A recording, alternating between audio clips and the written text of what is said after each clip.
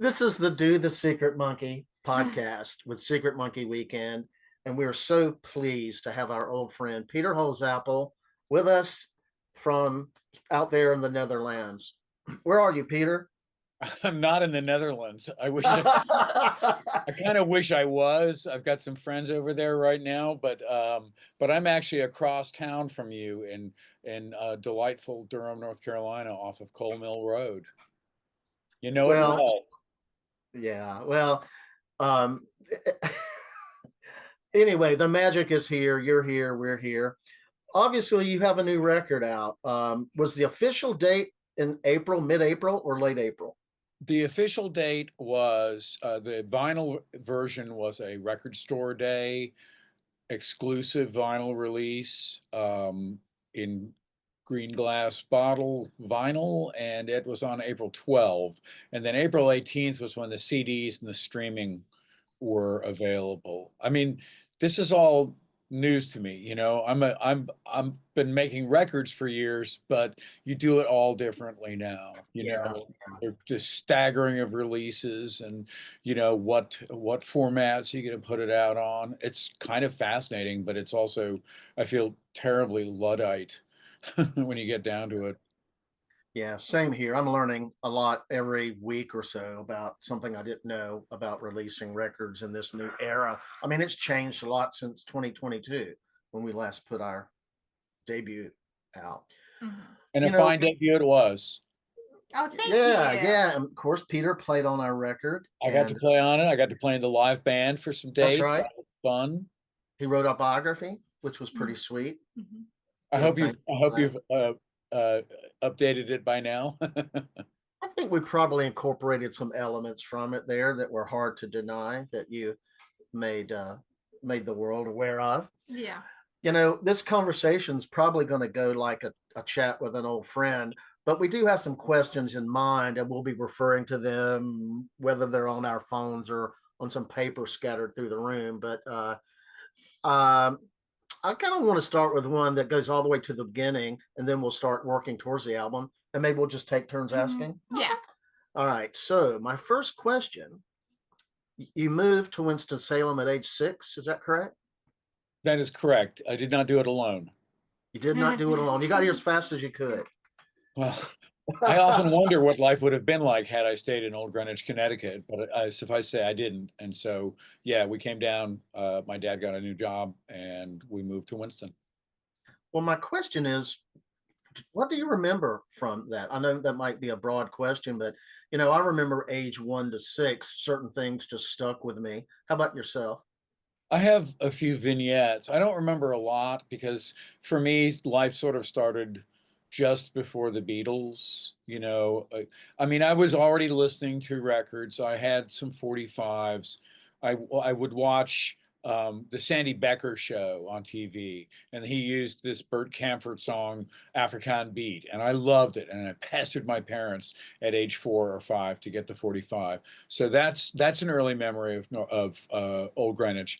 I remember hiding in a snowbank and freaking my mom out. She thought I disappeared, and then I felt terrible about it for decades to come. That's wild. I think I read James Taylor did the same thing. You and James, my lord. Glad.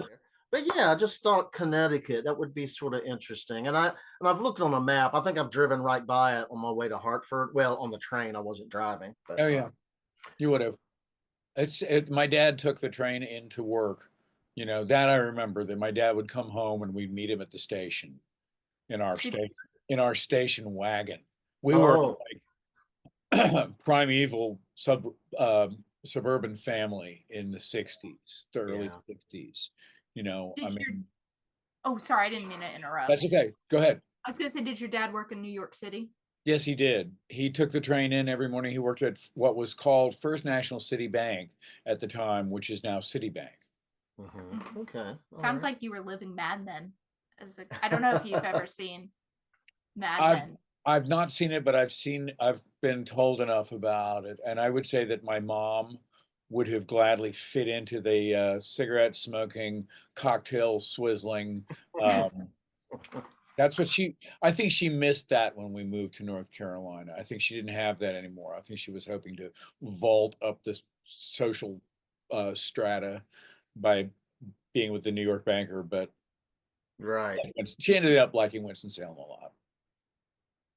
Speaking of your mom, there was something maybe on Facebook that you were referring to, like the Roseland Ballroom had been um, torn down when you were on your the last Letterman appearance with Hootie. Yeah. I was reading an old blog about that you had written, or maybe even an article. And you said your mom used to go dancing there when she was a young woman. Yes, she did. I think, I don't know how much time she actually spent in New York that wasn't with her family, but I feel certain also she made the escape periodically Yeah. from her family. It's just amazing that something like that spanned generations until it finally, was no longer, I guess the real estate market changed and someone tore it down and put up a condo high rise, but that's kind of how things are going. I'm afraid so. Yeah. It was beautiful though. It was beautiful to look out at that. I actually played there once with Susan and Vicky, Yeah. opening for the Go-Go's. The Psycho Wow. Sisters opened for the Go-Go's there, which was my. really cool. Oh man. This is Vicky Peterson. Yes, that's when Vicky was subbing for Charlotte Caffey in the Go-Go's.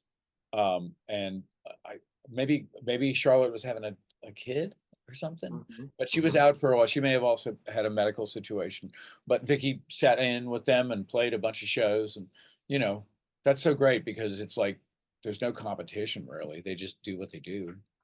Right. Yeah. Well, we're talking about our family a little bit. I'm going to ask you one more question, and then I'm going to turn it over to them. But as a family man, what songs have you written in your career that were either influenced by your children or intended for your children? Maybe none of them. Mm.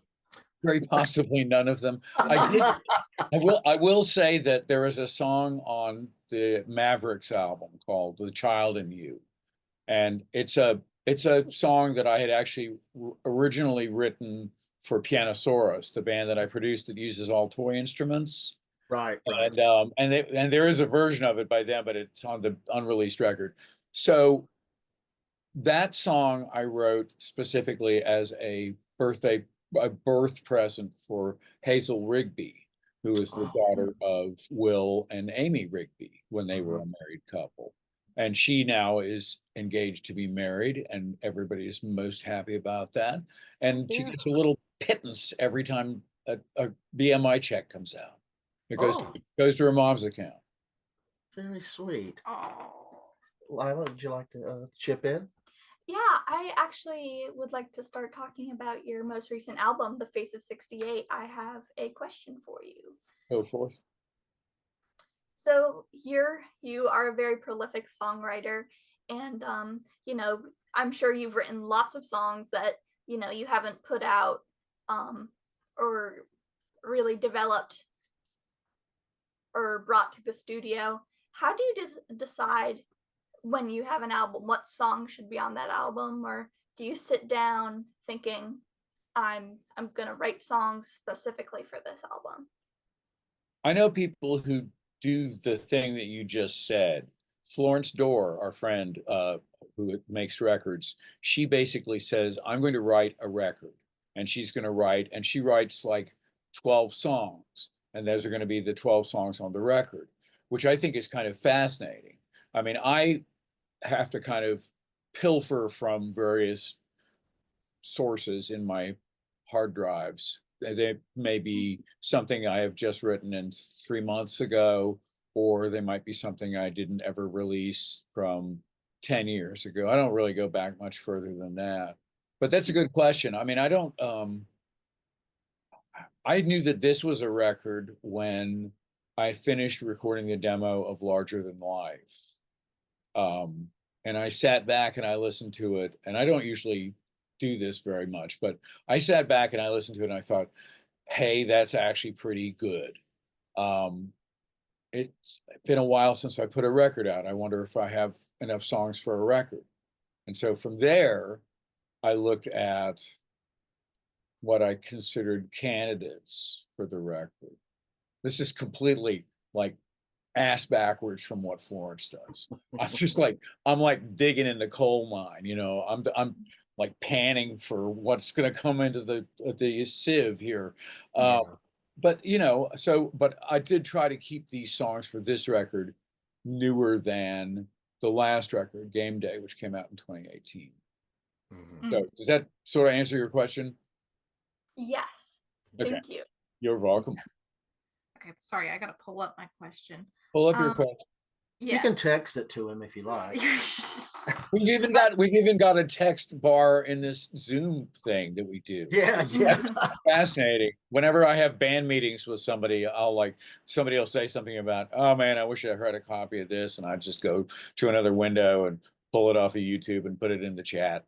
There you go. Because that's how we live these days. Yeah. Yes. I was gonna say, what do you enjoy most about working in the studio with Rob Ladd and Robert, and besides them being amazing musicians? Robert Sledge. Robert Sledge, yeah.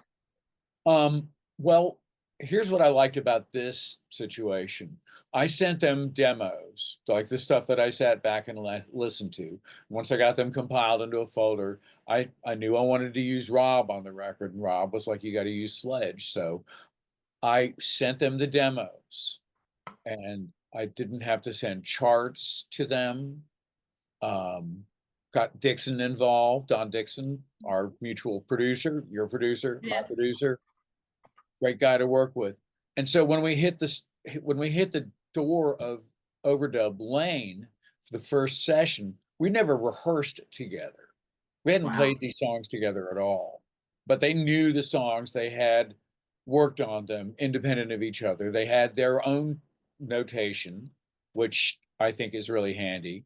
And the fact that they both work together in so many different occupational groups, you know, they play together in all sorts of bands, and they play independent of each other. And so I got the benefit of having that kind of interlocking thought between two players that have played together for a long time and hold down the same area in a song. You know, I was very fortunate to have that. And they like the songs. They like the songs a lot. That made me feel good. You know, you don't want to hire a bunch of people that think, ugh, I don't like that. How long have you been working with Don for? Well, I've known Don since 1969, maybe. So that's a long time. Yeah. That's over 56 years. Yeah. Years, something like that. But I used to go see his band play, you know, and then Rittenhouse Square, that band I had with Chris and Mitch when I was a teenager, we did a show that Arrogance put on. You know, the little there used to be the fire station down in Chapel Hill, down off of, you know, you turn on Franklin and you would go down what was airport? I guess. Yeah. And it's fire station on the left.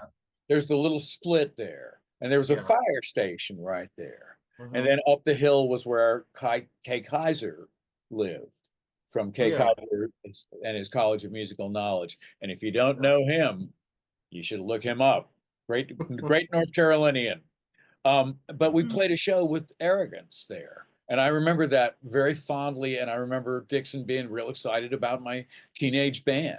So I have done sessions for him for various records for years, because he knows I'm available and I work cheap and I'm a quick study, you know, and he trusts what I come up with. He doesn't have to give me a lot of direction, but he knows if he gives me direction, I'll follow it and I'll try to get what he wants. So, but I love working with Don. He was literally the short list of producers for this record. Okay. Well, I've got another question about the album and just the sound of it. And I'm just going to read it from my note that I made to myself. It says, not to make comparisons to your past, but DB's albums like this and Sound of Music seem to have a timeless quality where they sound like they could have been written at any point in the last 50 years. This new album has the same sonic quality to me. Did you have this in mind at all? and not to go with any trends, like I want to make an album that pleases me and therefore it will be timeless. What do you think about that? I don't think it's the artist's prerogative to determine what is going to be timeless. I mean, I don't think Billy Joel sat back and when he listened to Just the Way You Are, thought, hey, I've got a stone classic here. People are going to be singing this at weddings for the end of time. Yeah. They don't think that. You can't really think that. You don't know what your place in the big fabric of music is going to be. So I think really what happened with this record was going back to that fateful listening to Larger Than Life and thinking, this is a really good song, and it's kind of heavy guitar, actually, when you get right down to it. It doesn't have that kind of twinkly pop stuff that is going to follow me to my grave.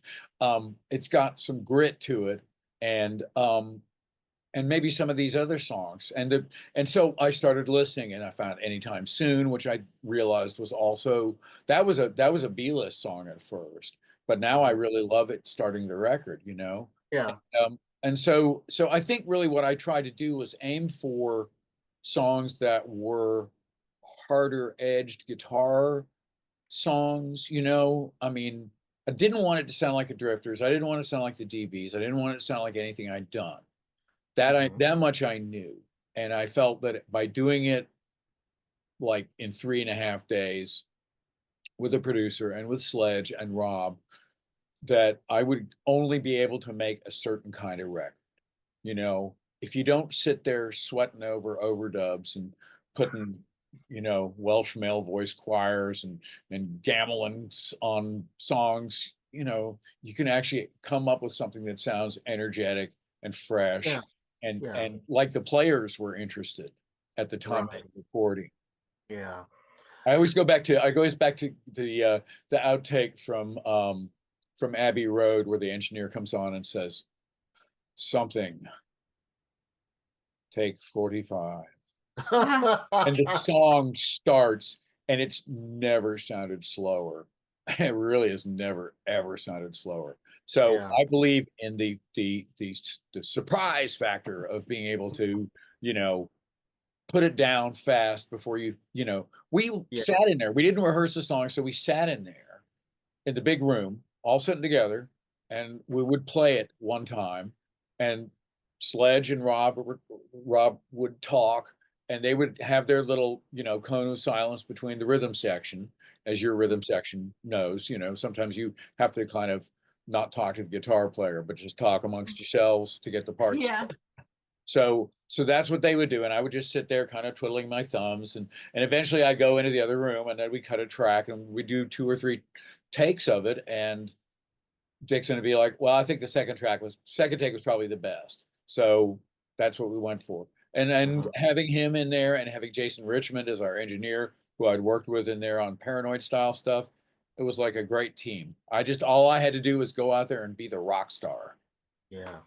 So were any first takes the best take?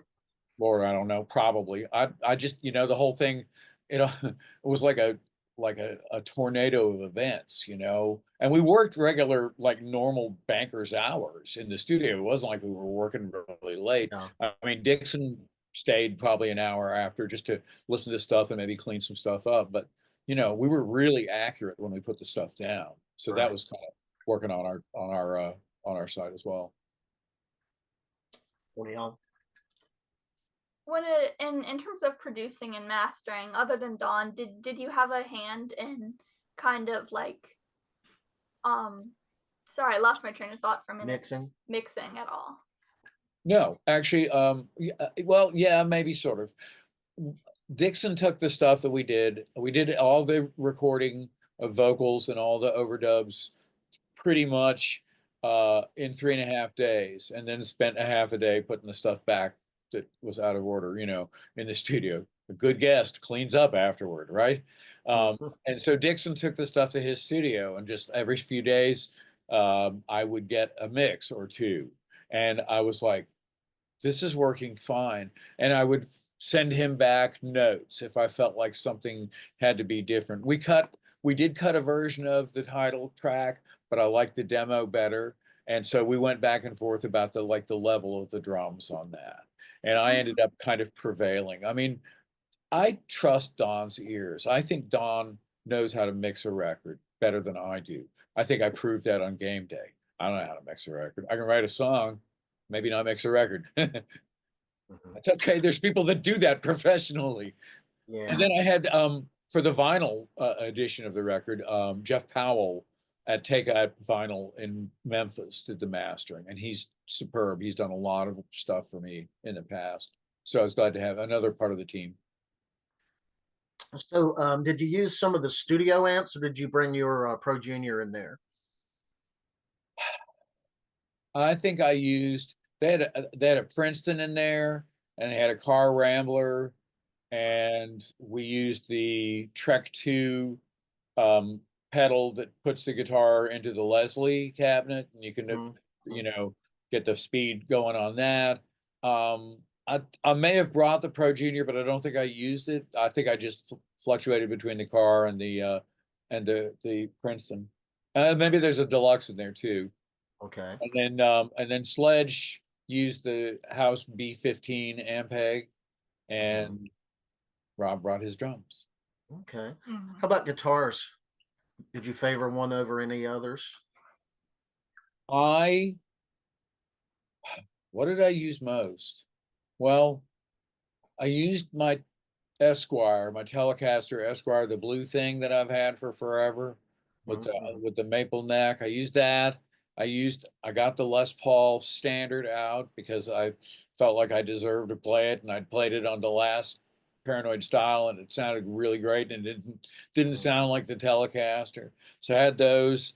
I had I used the Epiphone ES339, that little small-bodied, thin-bodied, thin-line electric, because that's where I was able to do like coil tap and have a single coil and a humbucking, which was fun.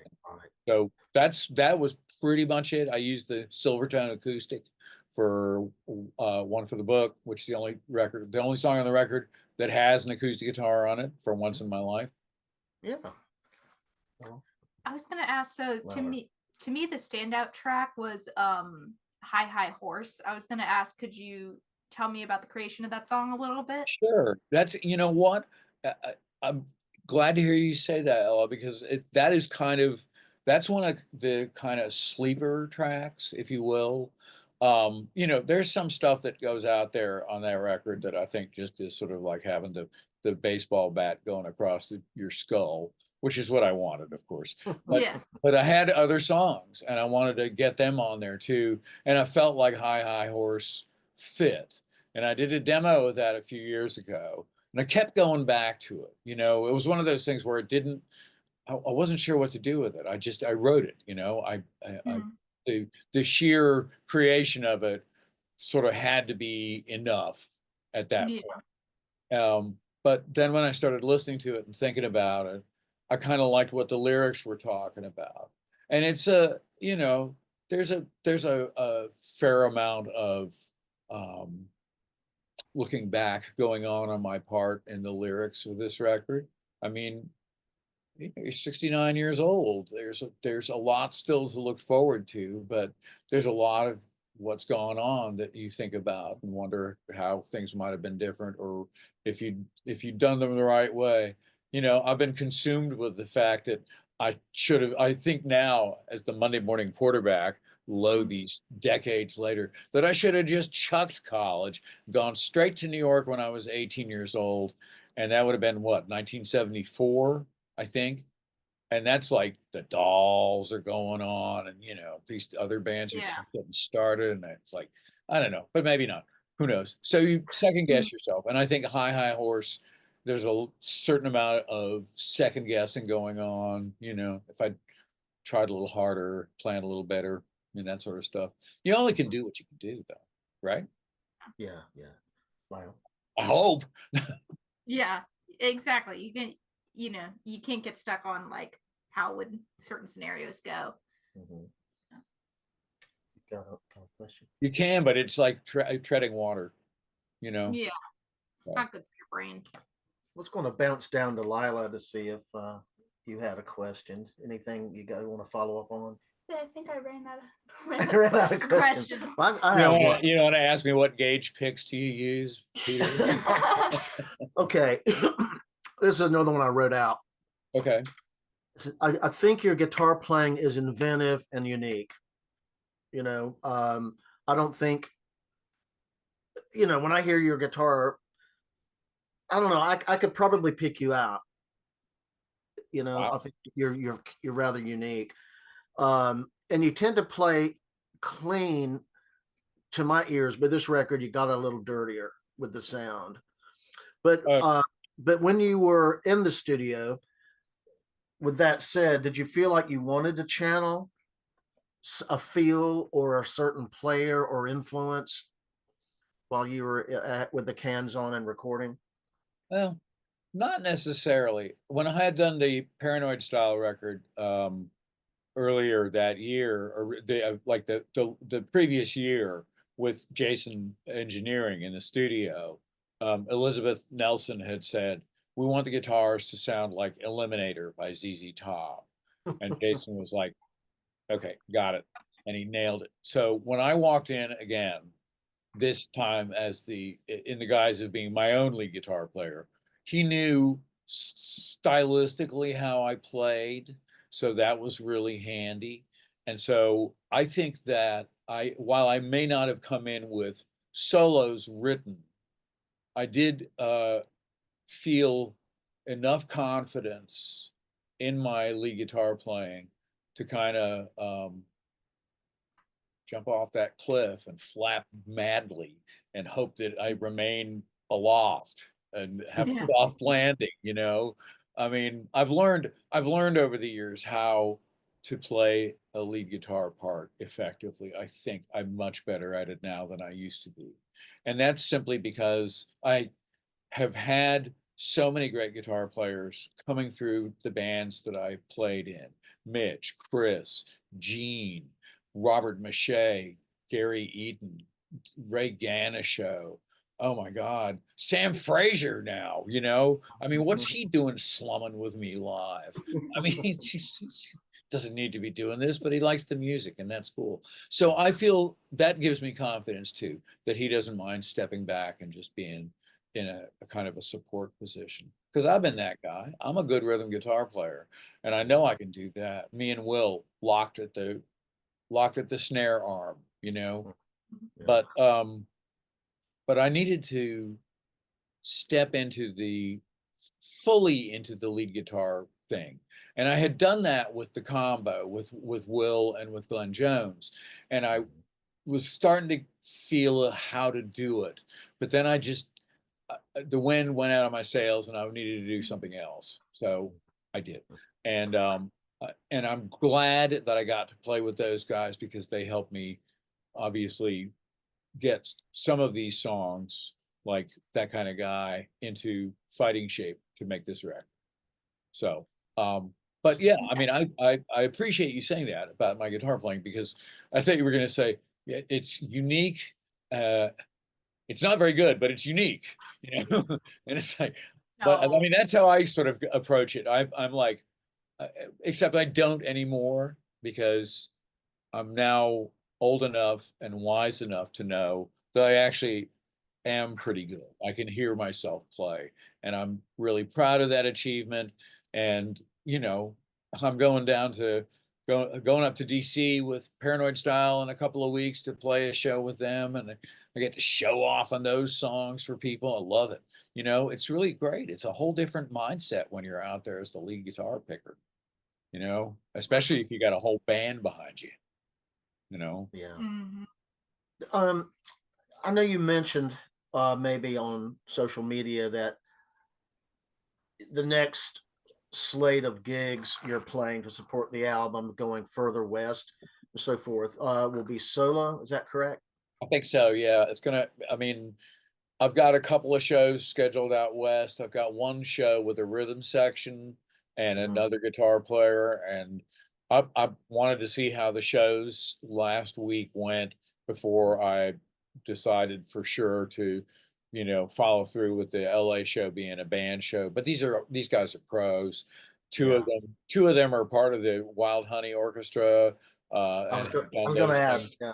Yeah, it's Nick Vincent and David Nolte, both longtime music veterans out there, and a guy named Jeff Pearlman on guitar, who I got recommended, and he and I seem to be on the same wavelength. And he also is very, very good and very cool about like letting me be, you know, Tarzan of the guitar, if I need to. Of course, it's a backyard show and it's gonna be little tiny amps, so it's gonna be like Tarzan. Yeah. You have a question? I did have a question. I just thought of this based on the Okay. way you talked about music. So do you write out everything you do, like in music notation, or do you have a different system of notation, or do you just memorize everything you play? Oh, well, I do these for your band too, but let me see if I've got something sitting around here. Um, Ordinarily, it's just like, I'll show you what it looks like. Ooh. This has served me well because I can't read music. Mhm. So I'll do it one of two different ways. I'll do it like this. Can you see? Yeah. Okay. Yeah.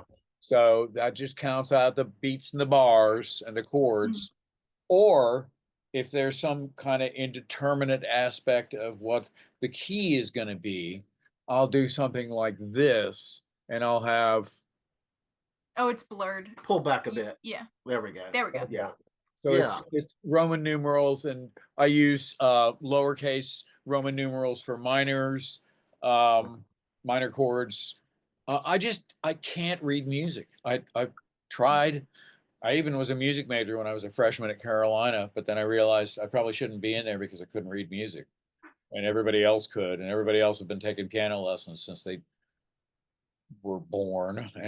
Yeah. I'm a folk singer. I got an acoustic guitar.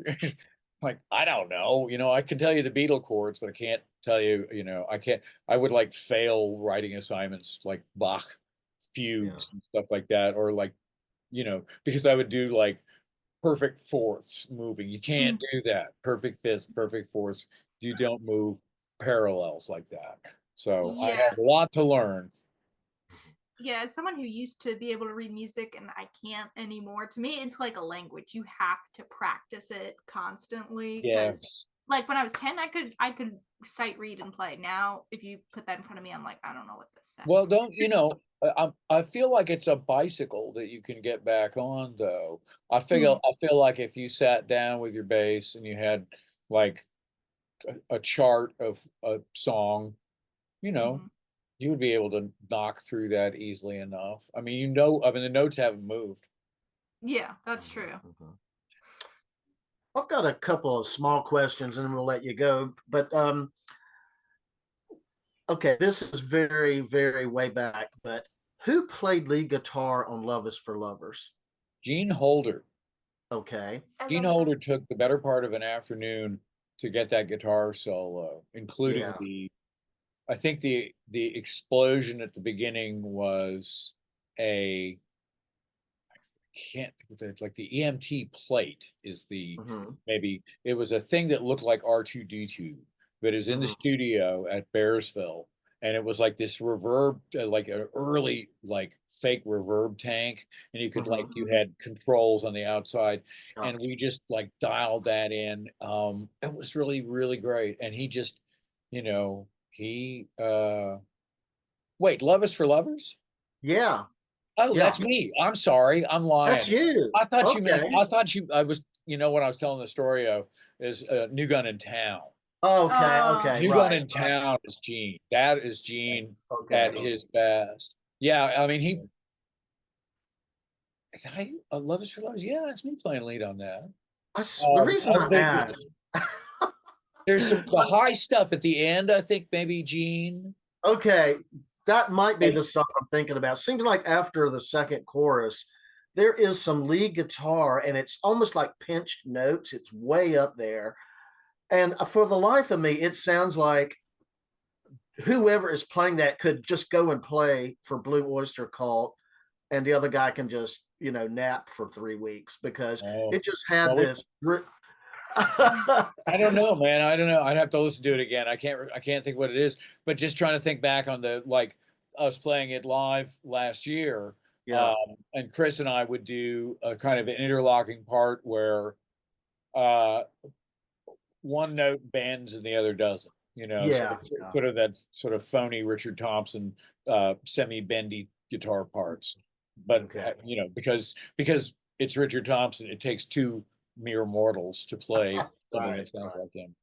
One of these days, if I'm at your house or you're at mine, I will sit down and give you the one little piece that I don't know, it makes my hair stand up. It's just so good. But it also sounds like I love it if someone does sort of make an allusion to another musician or passage. Jazz guys do it all the time. To me, that part just sounds like that, and it just makes my arms tingle every time I hear it. It's just a fine track, and the guitars just blow me away on that Well, song. we were so excited when we mixed that song, and we sat around that control room at Bearsville, and we were all patting each other on the back and saying how good this was going to be, and it's going to be our grandchildren's retirement fund and all that sort of stuff. And Yeah, you just cannot count on those things. yeah, You can want it as much as you want it. The best thing that we got out of it was a really good record, and it's a record I can listen to this day. I'm still yeah. exceptionally proud of what the DBs did. I mean, we'd lost Chris, and everybody was looking at me, and I was like, everybody's looking at me. Why are you looking Yeah. at me? I just write songs. I don't know what you're doing this for. And it was like, actually, you need to write a bunch of songs and make a record. So we felt like that was the thing to do, and I was grateful to have Will and Gene following Oh, along with me. I dragged you them through the mud for years. you passed the audition for I sure. guess so. I hope so. Okay, my final question before we let you go. All When right. you first announced that the album was going to be called Face of 68, the first thought I had was, oh, that's a reference to Peter Frampton when he was in The Herd, and New Music Express or something called him the Face of 68 because he was this really good looking young guy. And I think I followed the thread when you posted that. Nobody said anything, so I thought I'd write you privately, and you said yes, that is indeed Yes. a reference. But it wasn't until I heard the record that I realized, maybe the last person to realize, that it was possibly about your age at the time of the recording. About So that too. I, It's I all thought I was these being all these things and more, Jeff. I promise. well, I It's thought I all was things to being all people. You try to write a song. yeah, Maybe I'll get off this phone call and say, yeah, maybe I've written a classic. Who knows? yeah. Well, I thought I was being clever, and then I realized, I might have been quite dumb. I think you should have your interpretation. Okay. Well, I think anyway, absolutely. Both of those are exactly what it was. I mean, the Face of 68 obviously is the reference to Peter Frampton.